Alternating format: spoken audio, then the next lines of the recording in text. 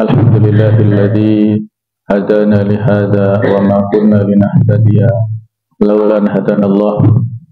Asyhadu an la ilaha illallah wahdahu la syarika lah. Syahadatan tunji qailaha yauman nadamah.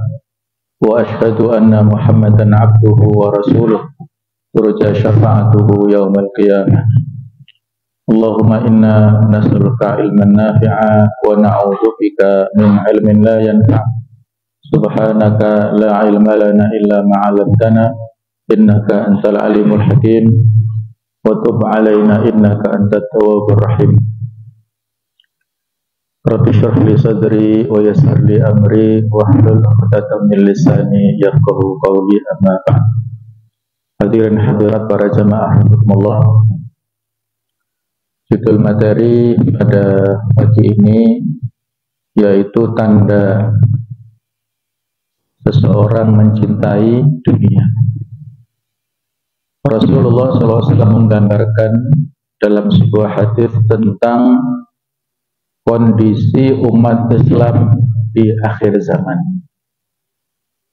Dalam sebuah hadis yang diceritakan oleh Tauban, Rasulullah SAW bersabda, Yusiku al-umam an tada'a alaikum kama tada'a al-akalatu ila qas'atiha. Hampir umat manusia mengerubuti kalian misalnya seperti orang-orang yang lapar yang mengerubuti nampan besar. Di kaum muslimin digambarkan seperti yang ada di nampan ini makanan, sementara umat-umat non-muslim, umat manusia semuanya berkeliling memperebutkan makanan tersebut, mengelilingi umat Islam. Semuanya ingin mencaplok umat Islam.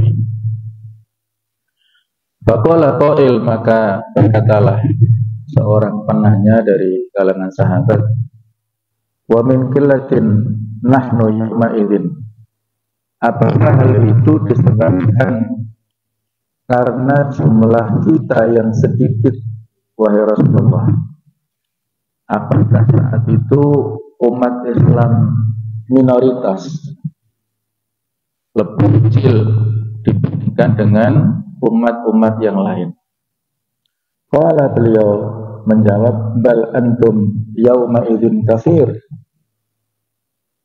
Tetapi justru kalian pada saat itu jumlahnya besar, mayoritas, jumlahnya banyak. Walakinnakum wusa ka wusa islam. Tetapi kalian pada saat itu gambarannya seperti buih yang ada di atas banjir. Wala yanzi'annallahu min sudurikum al-mahabbata minkum, dan pasti Allah akan mencabut dari dada-dada musuh kalian rasa takutnya kepada kalian. Wa yaktifannallahu fi qulubikum al-wahn, dan Allah akan meletakkan pada hati kalian penyakit al-wahn. Faqala qail, maka bertanya seorang penanya, ya Rasulullah, al-wahnu disebut penyakit al-wahn itu. Qala, beliau menjawab, dunia wa karahiyatul maut, cinta kepada dunia dan takut kematian. Hadis rawahu Abu Dawud. Jemaah sekalian, di dalam hadis ini diberikan gambaran oleh Rasulullah SAW kepada kita semua tentang kondisi umat akhir zaman saat ini. Jumlah kaum muslimin saat ini, kalau dari total jumlah manusia seluruh dunia saat ini hampir 8 miliar. Kita kaum muslimin hampir 2 miliar. lebih kurang sedikit daripada orang-orang Nasrani atau orang-orang Kristen. Jadi jumlah yang bisa dikatakan banyak, tidak sedikit. Tetapi umat akhir zaman ini tidak disegani oleh umat-umat yang lain.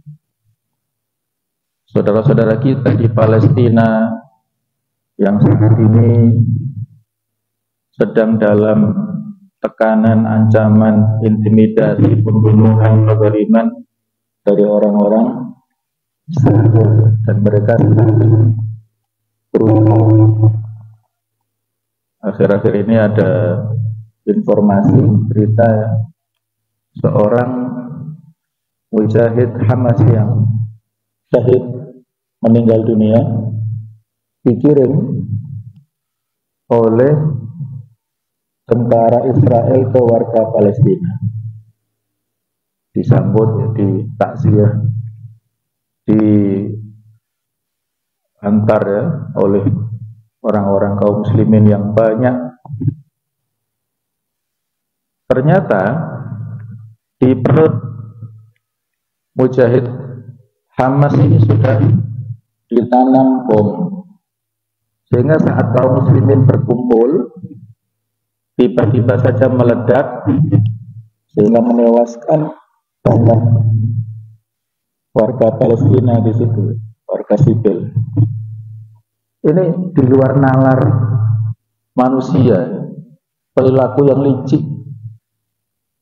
yang tidak berbeda kemanusiaan, akalnya akal yang licik, yang ya penuh dengan segala macam kezaliman lah. Kemudian disusul lagi berita, walaupun tidak terjadi di Palestina tapi di tetangga Palestina, yaitu dari orang-orang Libanon mengimpor alat komunikasi ya, mungkin dulu kita kenal namanya pager, sebelum ada HP ada pager. Jadi orang-orang Libanon mengimpor 5.000 alat pager dari Taiwan untuk digunakan oleh mereka. Ternyata alat ini sudah disusupi dengan ya, semacam chip ataupun komponen yang itu juga bahan peledak. Jadi ketika diterima oleh orang-orang Libanon meledak, sehingga kurang lebih ada 10 atau 20 yang meninggal dunia, sementara ada 3.000 orang lain yang luka-luka.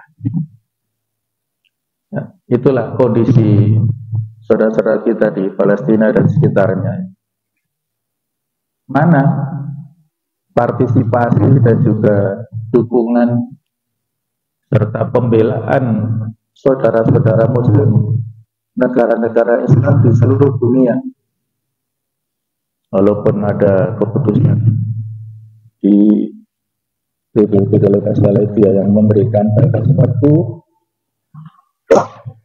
kepada Israel untuk 12 bulan angkat kaki dari tanah Palestina. Kita tunggu saja apakah hasil ini dituruti atau ditaati oleh Israel atau tidak.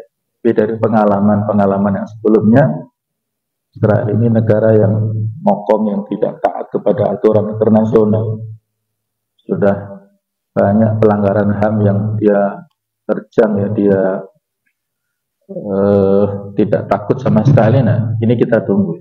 Jadi itulah kondisi kita saat ini, kaum muslimin yang jumlahnya tidak sedikit, bisa dikatakan cukup banyak, tetapi kita tidak ditakuti.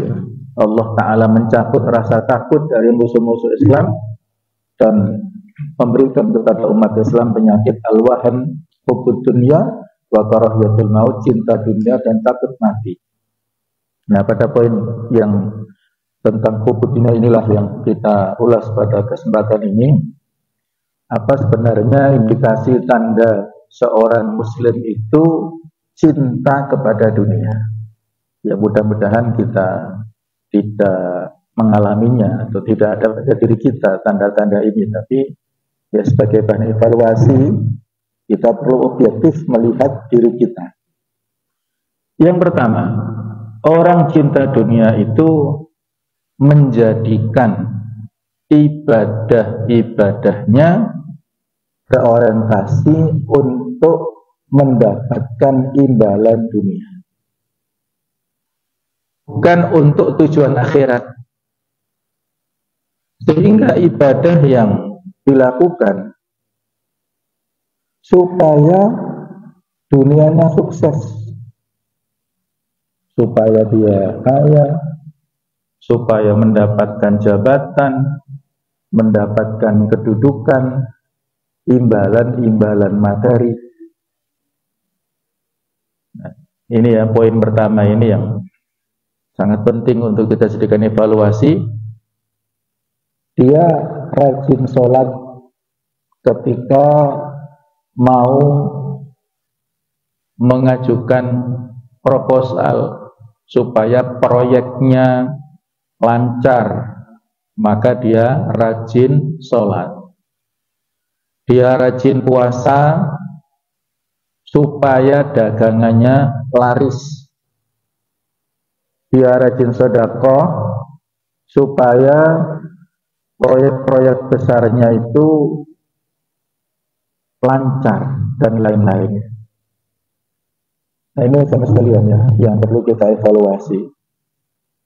Bahwasanya Allah Subhanahu wa taala ini membagi dunia, memberikan dunia kepada makhluk-makhluknya itu bukan dengan pertimbangan ibadahnya, tetapi itu sudah menjadi takdir, ketentuan dari Allah Ta'ala kepada siapapun. Orang-orang Muslim dikasih dunia, orang-orang kafir juga dikasih dunia.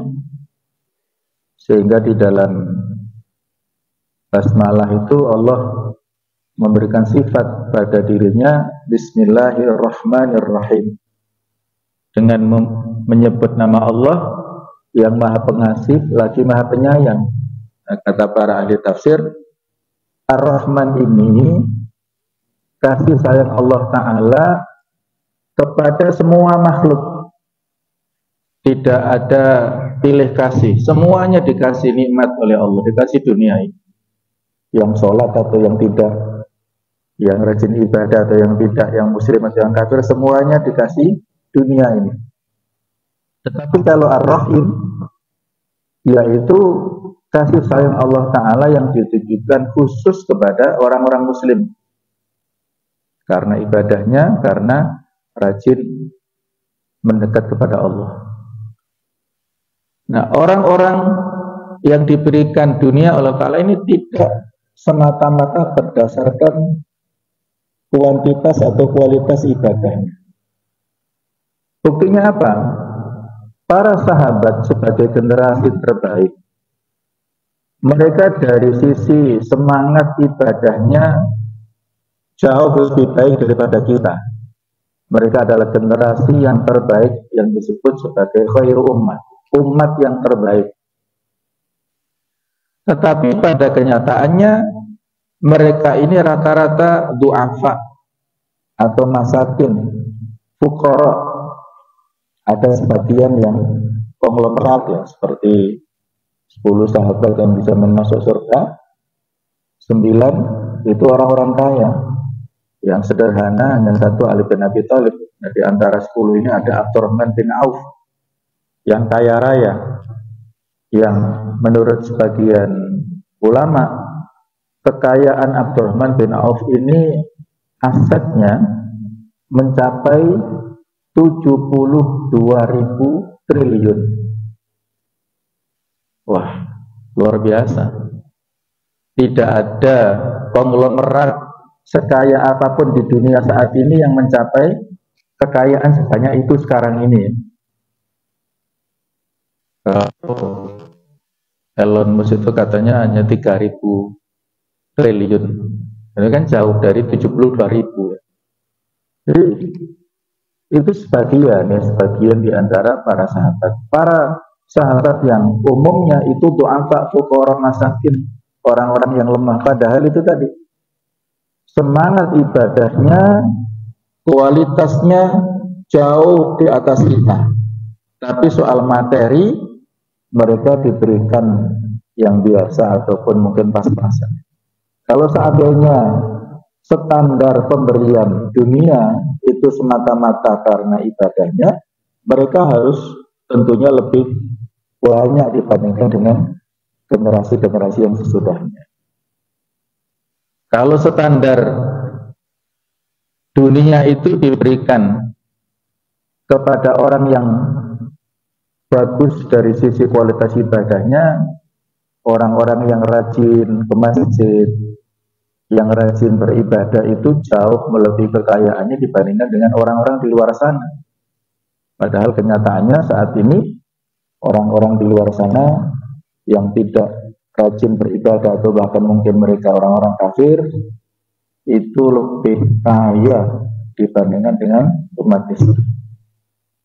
Jadi inilah evaluasi bagi kita semuanya.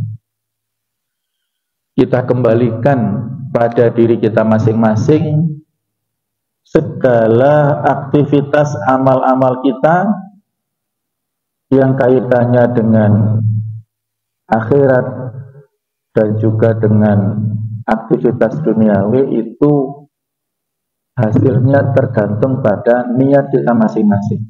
Innamal a'malu binniyat. Sesungguhnya konsekuensi dari segala amal kita itu tergantung pada niatnya.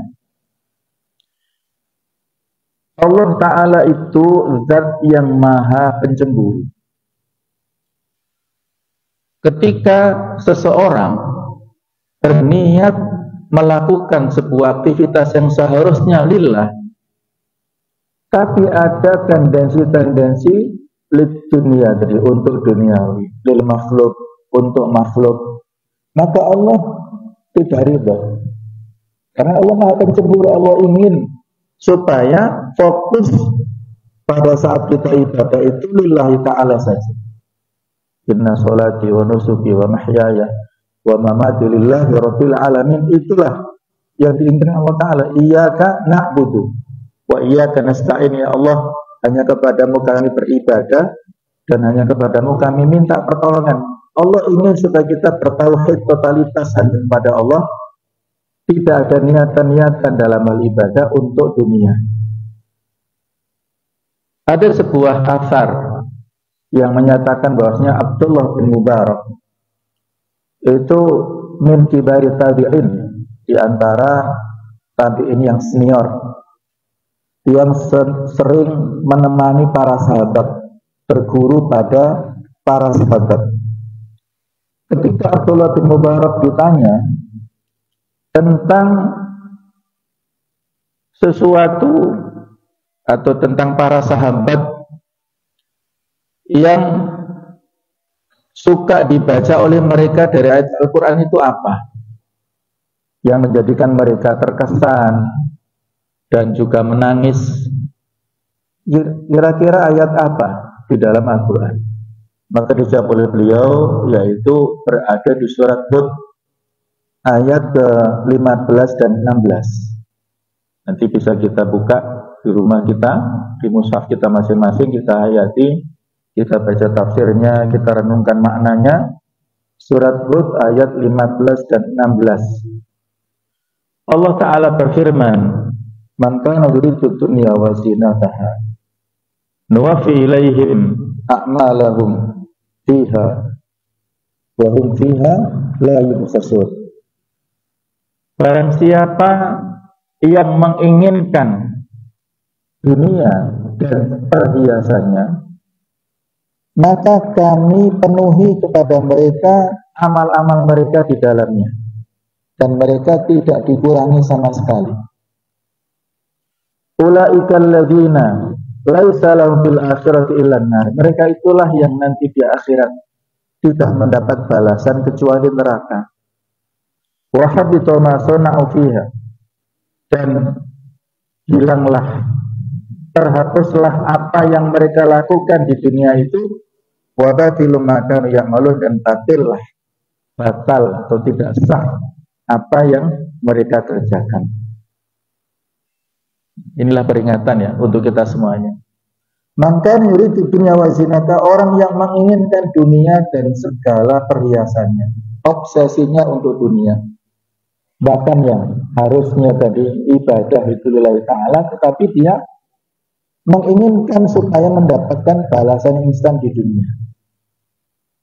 Walaupun tidak persis ya korelasi antara ayat ini, tapi ya sebagai seorang muslim kita memiliki rasa khauf, rasa khawatir, rasa cemas.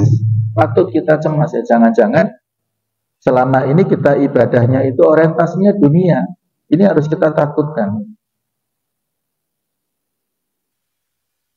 Abdurrahman bin Auf, tokoh yang kita bicarakan tadi sebagai orang yang kaya konglomerat di masa sahabat ini, sering menangis karena ingat Rasulullah SAW itu baru bisa makan kurma dengan lezat, kurma yang nikmat, yang bagus, itu setelah penaklukan Khaybar.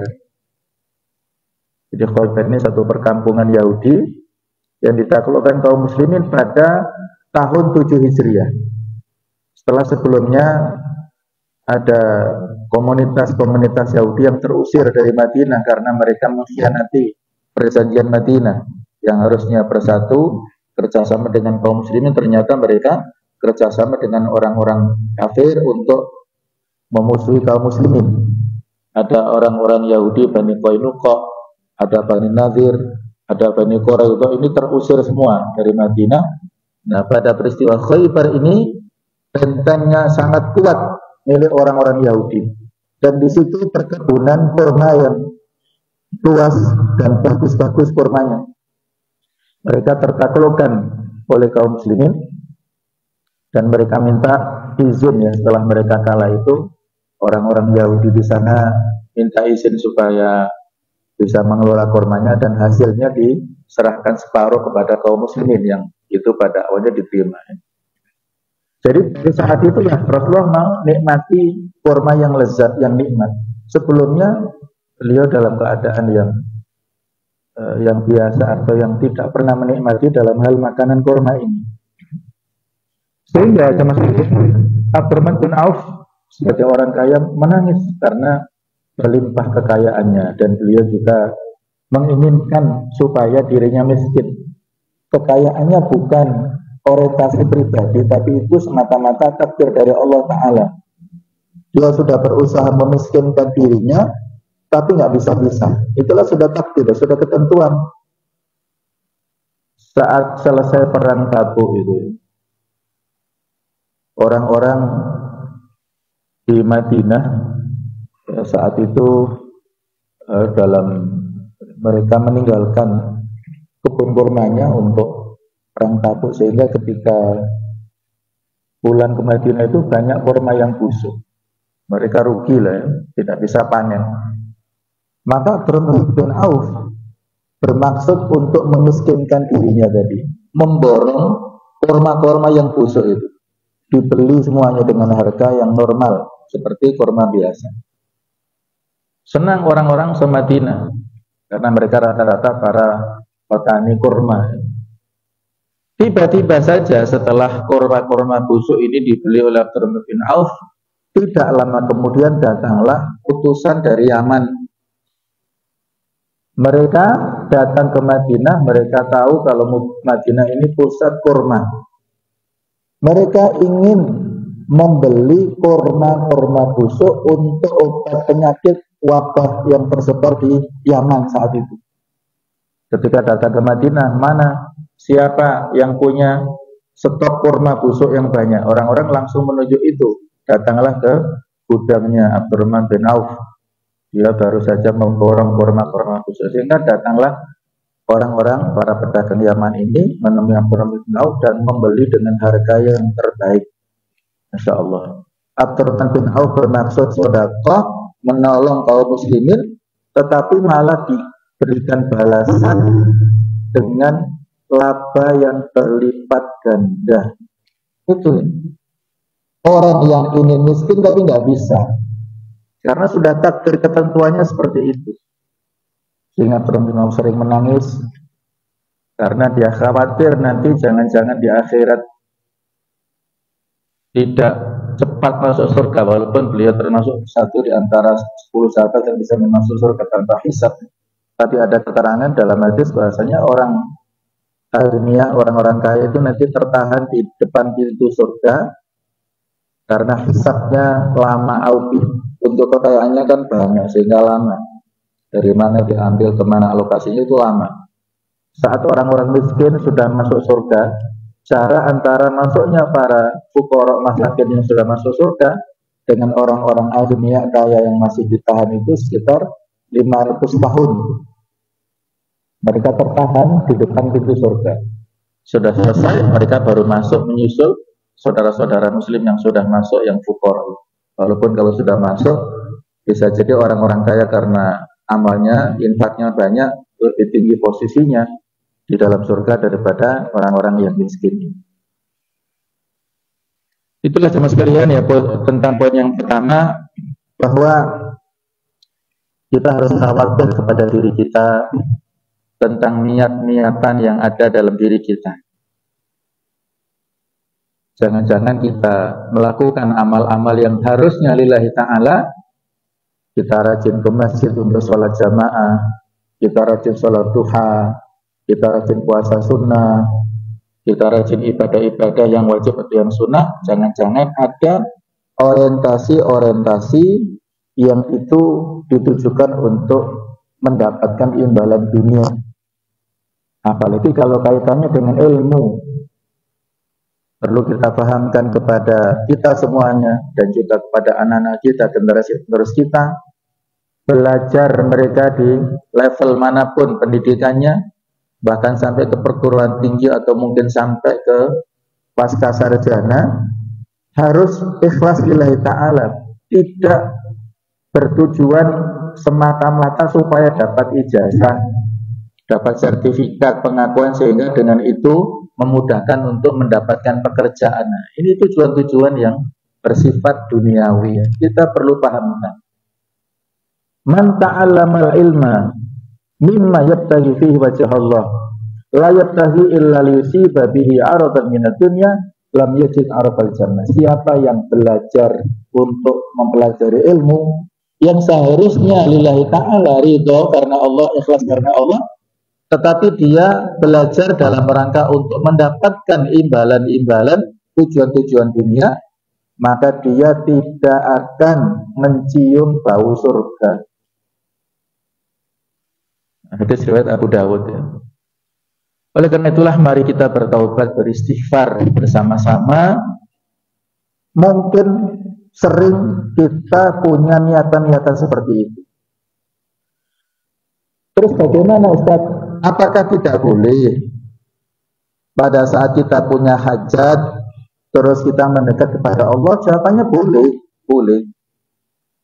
Tetapi itu jangan dijadikan sebagai tujuan utama. Kita jadikan sebagai tawassul boleh. Sehingga ada tuntunan kan untuk sholat hajat misalnya, sholat istikharah, sholat mutlak dan lain-lain. Silahkan. Tetapi jangan mengharap menjadikan imbalan duniawi itu sebagai obsesi utamanya. Sehingga kalau misalnya, mohon maaf, orang yang sudah sering dan rutin sholat duha, ternyata misalnya ekonominya pas-pasan itu saja, sehingga dia putus asa. Nah, ini indikasinya ya. Ternyata ibadah yang rutin dia lakukan tidak berimbas kepada kehidupan peningkatan materi, sehingga dia berhenti dari kebiasaan sholat duhanya. Nah, ini yang salah. Ada imbalan atau tidak itu urusan Allah Ta'ala, rizkinya, bukan urusan kita. Dunia itu Allah Ta'ala sudah mentakdirkan kepada semuanya. Kalau kita berdoa minta diberikan tambahan tentang masalah rizki boleh ya, silahkan. Tetapi itu bukan sebagai tujuan, bukan obsesi utama. Itulah ya, kita perlu evaluasi pada poin pertama, ibadah seseorang yang cinta dunia itu hanya menginginkan dunia semata-mata. Kalau dia silakan untuk supaya bisa berangkat haji misalnya, berangkat umroh, bisa melakukan zakat terbanyak, silakan. Ibadah-ibadah itu kan yang membutuhkan ya itu ibadah. Artinya kita melakukan ibadah-ibadah tersebut kalau memang kita mendapatkan materi, modal yang bisa kita gunakan untuk melakukan ibadah-ibadah tersebut. Jadi poin yang pertama ini kaitannya dengan obsesi niat tadi. Niat utama seseorang dalam ibadah hanya untuk tujuan dunia materi semata-mata, maka itu sebagai tanda seseorang cinta kepada dunia yang dengan cinta yang berlebihan. Yang kedua, jemaah sekalian, dia memiliki sifat seperti singa atau mungkin seperti keledai yang pada waktu siang semangatnya tetapi pada waktu malam dia seperti bangkai yang full istirahatnya, tidak bangun untuk sholat malam, tidak bangun untuk sholat-sholat yang wajib ya. Kalau malam hari kan ada waktu isya, ada waktu zuhur juga, dia tidak mempedulikan itu. Padahal siang harinya dia semangat etos kerjanya luar biasa. Tetapi pada waktu malam dia dalam memanfaatkan waktu-waktu spesial untuk bermunajat kepada Allah Ta'ala. Karena dia keletihan untuk kerja tadi ya. Dan itu dilakukan sebagai gaya hidupnya bertahun-tahun dan tidak ada penyesalan dalam dirinya. Jika ada yang terlewat dia sangat menyesal. Tapi kalau terlewat dari melakukan ibadah tidak ada penyesalan sama sekali. Itulah manusia ya. Kalau ada proyek, ada misalnya pembagian sembako gratis, ternyata informasinya kita tidak dapat tetangga-tetangganya sudah dapat sembako gratis, mengambil di satu tempat, dia ketinggalan info, dia menyesal luar biasa. Tetapi sebaiknya kalau ada peluang-peluang pahala, peluang-peluang ibadah yang terlewat, dia tidak merasa menyesal sama sekali. Nah, sekalian, kita ini mencari nafkah itu karena kewajiban.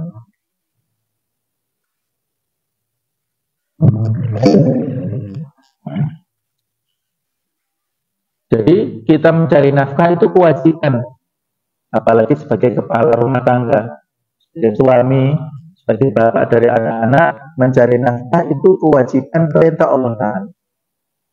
Dan itu ada waktunya, terutama kalau kita melihat dalam hadis waktu pagi sampai sore itu. Jadi kalau kita memilih pekerjaan diusahakan waktu yang ideal sampai sore. Kalau ada jenis-jenis pekerjaan tertentu yang membutuhkan bisa mengurangi jatah istirahat kita malam hari, ya tidak ideal. Digambarkan dalam hadis, "Lau annakum tawakkaltum 'ala Allah haqqa tawakkuli la razaqakum kama yarzuqut tayr." Kalau kalian bertawakal kepada Allah dengan sebenar-benarnya, maka Allah akan memberikan rezeki pada kalian seperti Allah berikan rezeki kepada burung. Yadku khimasan wa yaruhu bitana. Burung-burung ini keluar sarangnya pada waktu pagi dalam keadaan lapar dan pulang pada waktu sore dalam keadaan kenyang. Nah, seperti itulah ketika Allah Ta'ala memberikan jatah rezeki kepada masing-masing. Kita pada waktu pagi keluar rumah untuk berusaha, berikhtiar apapun yang halal silakan. Kalau rutinitas silahkan pergi ke tempat kantor, ke tempat kerja, ke pasar, kemanapun ke sawah, ke ladang, silahkan. Pada waktu pagi, kemudian sorenya pulang itu dalam keadaan kenyang, insya Allah dapat rezeki. Bahkan kalau seseorang yang pada waktu sore pulang kerja kecapean, maka kalau dia ikhlas karena Allah, orang ini mendapat ampunan. Ada hadis yang berbunyi, man amsa kalan min amaliyatihi amsa maghfuran lahu. Orang yang pada waktu sore capek, letih dikarenakan habis bekerja, maka orang ini dosa-dosa kecilnya diampuni oleh Allah Subhanahu wa ta'ala. Itulah fadilah orang yang kerja dan capek, imbalannya maghfirah, ampunan dari Allah Ta'ala. Jadi kita bekerja untuk lillahi ta'ala, memenuhi perintah Allah. Sehingga jangan sampai berlebihan. Ada orang yang misalnya sebelum subuh ya jam 3 atau mungkin jam 1 sudah kerja. Mungkin karena dia butuh menggelar dagangannya ke pasar ini, pasar itu misalnya. Kemudian di sana kalau misalnya masih ada kesempatan untuk sholat tahajud, sholat subuh, monggo, alhamdulillah. Tapi kadang-kadang atau mungkin ya Allah alam, ada sebagian saudara kita yang tidak mempedulikan ibadahnya. Yang penting jualannya lah, terus nanti pulang mungkin jam 10, istirahat capek. Nah, mungkin ada seperti itu, ya. Jadi jemaah sekalian, kalau jenis ibadah yang mahdoh, kita tidak boleh berlebihan, apalagi jenis muamalah yang disebut ibadah ghairu mahdoh. Ini juga tidak boleh berlebihan, menguras energi sampai kita lupa segalanya. Senin sampai Jumat full kerjanya, kemudian nanti Sabtu Ahad dia libur, urusan hobi untuk memenuhi kebutuhan kesenangannya, kemudian dengan keluarganya jalan-jalan dan sebagainya misalnya. Terus kapan dia punya waktu untuk berdakwah, untuk menyampaikan kebenaran Islam ini kepada orang lain, untuk beribadah dengan tekun, dengan khusyuk, itu kapan? Itu kadang-kadang orang masalah. Kita ini perlu membedakan antara dunia dan rezeki. Kalau dunia ini ibaratnya angka deret, sedangkan rezeki ini lebih luas dari dunia. Ini faktor totalia, ya. Kalau dunia itu angka deret, 1 tambah 1 2, 2 tambah 2 4, normatif. Tapi kalau soal rezeki itu tidak terbilang, ya. Sehingga kata Allah ketika memberikan janji kepada orang yang bertakwa, wa man taqiya ja'alahu makhraja wa yarzuqhu min haitsu la yahtasib. Siapa yang bertakwa kepada Allah akan diberikan jalan keluar dan diberikan rezeki dari jalan yang tidak dia sangka-sangka. Rezeki ini sesuatu yang bisa berlipat ganda didapatkan oleh seseorang, dan Allah Ta'ala dalam hal ini, dalam banyak referensi itu disebutkan mencela dunia, tetapi tidak mencela rezeki. Allah Ta'ala berfirman, wa qad ahsanallahu lahu rizqa. Allah telah memperbaiki dia dalam hal rezekinya. Surat At-Tolak ayat ke-11 itu. Rasulullah Ta'ala tidak pernah meminta dunia, tetapi Rasulullah minta rezeki. Di antaranya doa Rasulullah pada saat minum air Zam-Zam, Allahumma inni as'aluka ilman nafi'a wa rizqan wasi'a wa shifaan min kulli da'in wa saqamin. Itu doa yang bisa kita ucapkan walaupun enggak saat minum Zam-Zam, ya silakan. Ini kan permintaan kaitannya dengan rezeki. Allah, aku meminta kepadamu ilmu yang bermanfaat, kemudian rezeki yang luas, kesembuhan, kesehatan dari segala macam penyakit. Jadi bila boleh silahkan, ya. Kita minta rezeki kepada Allah, tetapi dalam hal dunia ini kita ya dicela oleh Allah Ta'ala, ya. Kata Rasulullah dalam sebuah hadis, seandainya ditimbang, ya, antara dunia dengan segala macam, ya, isinya ini tidak lebih Kata Rasulullah begini ya, bunyinya itu, seandainya dunia itu lebih berharga di sisi Allah Ta'ala daripada satu sayap nyamuk, maka niscaya orang-orang kafir itu tidak dibiarkan minum walaupun satu teguk air di dunia ini. Jadi mafhum mukhalafah, kalimat pemahaman berbaliknya, karena dunia dalam pandangan Allah Ta'ala tidak lebih berharga dari satu sayap nyamuk, maka orang-orang kafir itu bebas mereka minum sebanyak-banyak di dunia. Itulah ya pemahamannya. Ada doa yang berbunyi, sederhanakanlah dunia kami, lapangkanlah rezeki kami ya Allah. Nah itu ya poin yang kedua ya. Orang yang cinta dunia, orang ini memiliki semangat kerja untuk mendapatkan dunia yang luar biasa, tetapi kalau giliran dalam bab ibadah, terutama pada malam hari, dia sama sekali tidak punya selera untuk melakukan ibadah-ibadah di malam hari, tidak punya keinginan untuk ibadah, tidak punya kemauan sama sekali. Yang ketiga, jemaah sekalian, evaluasi untuk kita semua. Orang yang cinta dunia itu tidak mempedulikan hukum halal haram. Yang penting dia dapat imbalan uang. Kata orang-orang, mencari yang haram saja sulit, apalagi cari yang halal. Ini kan sebuah kalimat yang sudah salah ya. Persepsi yang sudah salah tentang masalah rezeki ini. Nabi Adam dikeluarkan dari surga itu dikarenakan satu gigitan buah haram. Satu gigitan saja dia sudah merasa hilang, menyesal, tapi sudah tidak ada, tidak bisa dikembalikan ya, posisinya sudah melanggar, sehingga dikeluarkan dari surga. Walaupun demikian Nabi Adam menyesal dan berdoa mohon ampun, Rabbana zalamna anfusana wa illam taghfir lana wa tarhamna lanakunanna minal khasirin, sehingga Allah mengampuni kesalahan Nabi Adam ini. Jadi di sini ya, orang yang cinta dunia tidak peduli halal haram. Ada kisah nyata begini ya. Seorang yang biasa jual perlengkapan haji dan umroh, dia punya toko yang menjual perlengkapan haji dan umroh. Nah satu saat, mungkin karena tokonya laris, dia punya ini sudah daftar haji, akhirnya dia diizinkan untuk berangkat haji.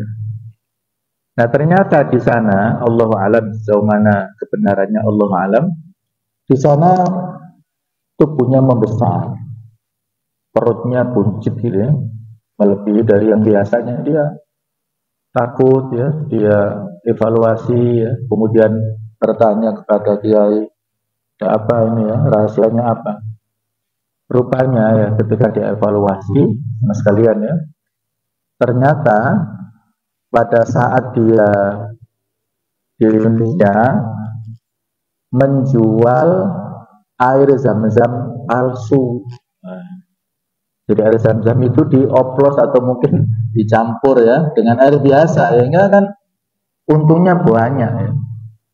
Kalau air zam-zam 5 liter berapa sekarang ya? Mungkin sudah 400-500 ya.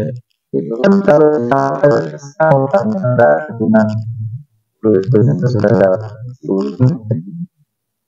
itu buahnya sekali ya. Kalau kita memberikan semacam bulan pada orang ini ya, ketika dia persepsi salah tidak orang itu berkata dia ini orang yang ditentukan adalah makna dia bisnis yang dia ternak babi, ketika mau dijual itu diisi dari makanan sabun ini kamera itu loh, dihancurkan terus dicampurkan dimakan sehingga menjadikan bobot babi ini semakin berat. Jadi kalau dijual itu bobotnya berat dan harganya mahal. Nah itu ada yang seperti itu ya. Jenis pola pekerjaannya seperti itu. Padahal dia juga sudah muslim dan haji ya. Terus kemudian kewajibannya mencari dari menjadikan dia menenggelamkan atau melupakan dia dari kewajiban-kewajiban yang lain. Jadi waktunya tersita untuk mencari dan terus memburu uang. Tidak sempat untuk berdakwah, tidak sempat menghadiri majelis ilmu, tidak sempat untuk datang ke masjid, tidak sempat untuk melakukan kegiatan-kegiatan dakwah. Ketika dia bicara tentang urusan-urusan ibadah, dia hatinya dingin, nggak tertarik sama sekali. Tapi kalau sudah bicara tentang masalah bisnis, wah, berbunga-bunga dia. Sudah bicara masalah dagang, peluang-peluang pekerjaan ini itu, dia semangatnya luar biasa. Dia tidak punya perhatian terhadap bacaan Al-Qur'annya. Baca Al-Qur'annya belum bisa terbata-bata, kualitasnya jauh dari sempurna. Demikian pula anak dan istrinya tidak dipedulikan bisa baca Quran atau tidak. Nah, itu orang yang pintar kepada dunia. Ada kisah ataupun pengalaman saya beberapa ini cerita yang baik sebenarnya. Jadi kalau saya punya kontak di satu sana, kita itu dari tempat sana kemari tidak ketemu ya, sudah habis kontrakan rumahnya, dan sebenarnya ada yang memberi wakaf tapi agak jauh, 1 jam perjalanan dari pusat kota Batu. Sehingga dia kasihan dengan murid-murid dan dia juga mengajar DPQ, anak-anak tetangga itu datang di situ untuk diajar Al-Quran. Dia seorang hafidz Quran. Maka dia bicarakan dengan pengurus takmir dan tetangga-tetangga. Alhamdulillah ada seorang tetangga yang memiliki fasilitas rumah. Jadi sebetulnya ini dipakai untuk kos-kosan. Jadi rumah tingkat. Boleh saya mampir ke situ. Kurang lebih ada 11 kamar. Pendapatannya setiap bulan saat itu tidak kurang dari 60 juta per tahunnya. Tapi alhamdulillah beliau memberikan peluang kepada kawan saya untuk menggunakan rumah ini sebagai pondok tahfidz. Tidak ada biaya sama sekali. Tidak guna pakai lah. Orangnya yang memberikan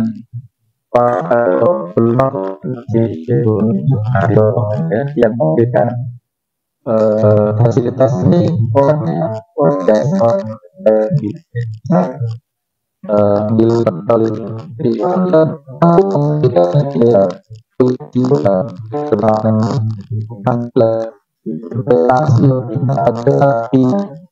setiap kali bacaan Quran dibaca karena setiap kali itu huruf-hurufnya pahalanya melimpah kepada donaturnya. Itu pilihan yang sangat bagus, yang sangat banyak. Itulah orang yang paham tentang dunia. Fasilitas digunakan untuk kehidupan akhiratnya, dan dia akan dapat keberkahan banyak. Dari rezekinya itu akan dapat keberkahan yang banyak, akan selalu ditambah oleh Allah Ta'ala. Yang terakhir, yang kelima, orang cinta dunia itu ketika sholatnya jadi berantakan ya, gara-gara dia mencari dunia. Baik itu dalam hal ketepatan waktunya ya, karena dia sangat sibuk dengan dunia sehingga sholatnya keteteran. Sholat zuhurnya keteteran, sholat apalagi dia dalam perjalanan, sholat maghribnya juga demikian, dia sudah capek, sholat isya-nya dia sudah ketiduran, sholat subuhnya dia kesiangan bangunnya, seperti itu durasi waktunya ya. Yang dikonsentrasikan dunia dan dunia, sehingga sholat sebagai ibadah mahdhah yang paling utama itu menjadi terbengkalai. Itulah orang yang cinta dunia ya. orang cinta dunia itu tidak identik dengan kemewahan. Ada satu kisah ini, kisah yang terakhir ini, sebelum saya tutup ya. Jadi ada seorang guru bersama dengan muridnya tinggal di sebuah tempat yang sangat sederhana di perkampungan ya, di pelosok desa ya. Tinggal dengan sungai, dengan telaga. Setiap kali mereka Pak guru ini, Pak Ustadz ini membutuhkan rezeki itu mancing di situ ya. Pokoknya kehidupan sangat sederhana. Nah, suatu saat gurunya ini berpesan pada muridnya, "Baikku, tolong kamu datanglah ke kota untuk mencari guru saya. Dan tanyakan kepada beliau apa saya tuntut saya." Maka kalau ini kalau dia bisa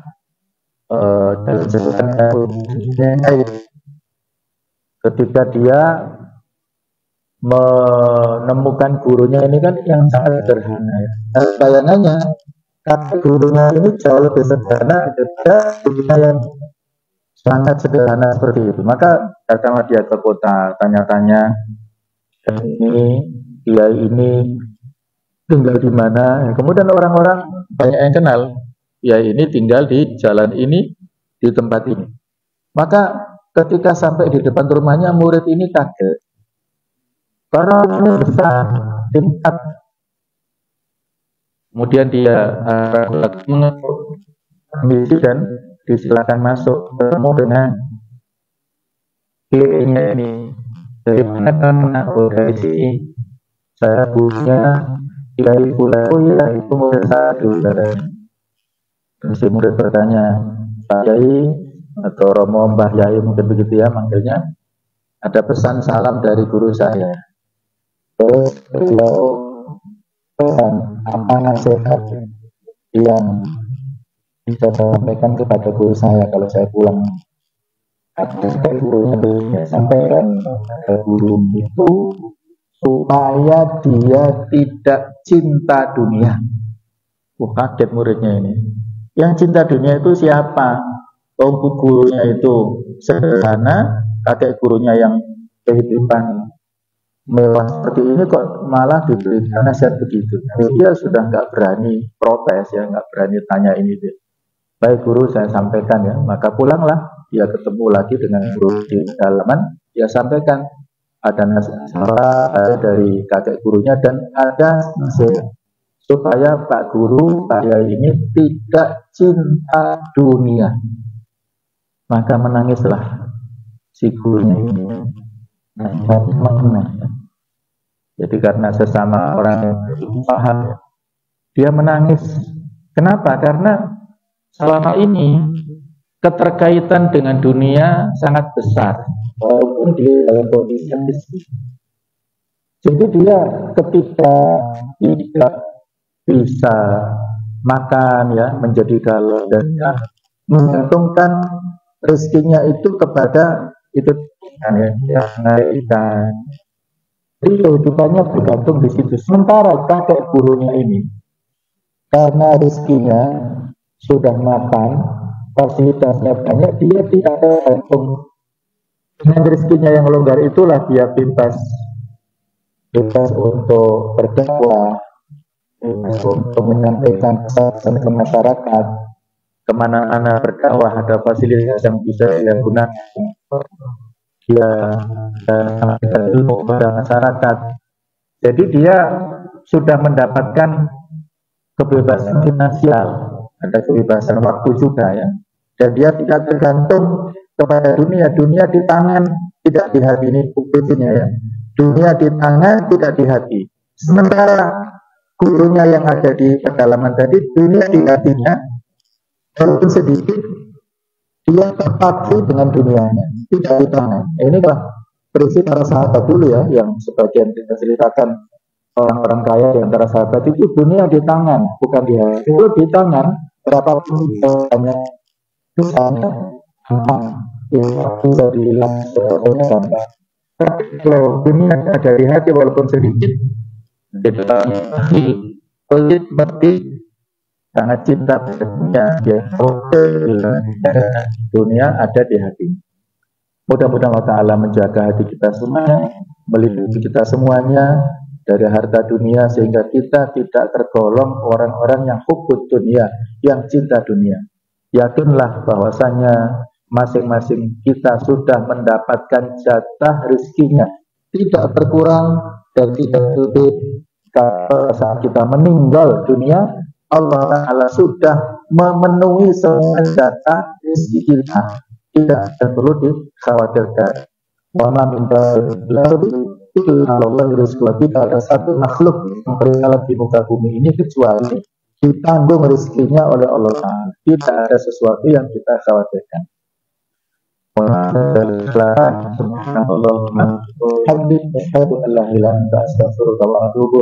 Wassalamualaikum warahmatullahi wabarakatuh.